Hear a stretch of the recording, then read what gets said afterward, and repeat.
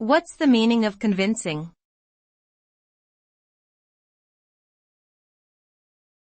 Convincing.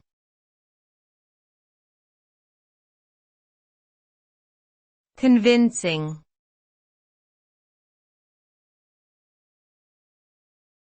Convincing.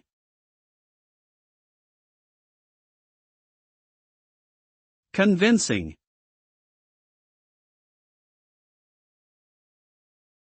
Convincing refers to the ability to make someone believe or agree with something. When something is convincing, it is persuasive and makes sense in a logical and compelling manner. It can be achieved through strong evidence, sound reasoning, effective communication, and a deep understanding of the audience's beliefs and perspective.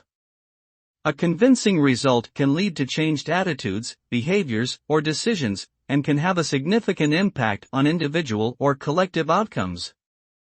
It is an important skill in many aspects of life, such as sales, marketing, politics, education, and interpersonal relationships.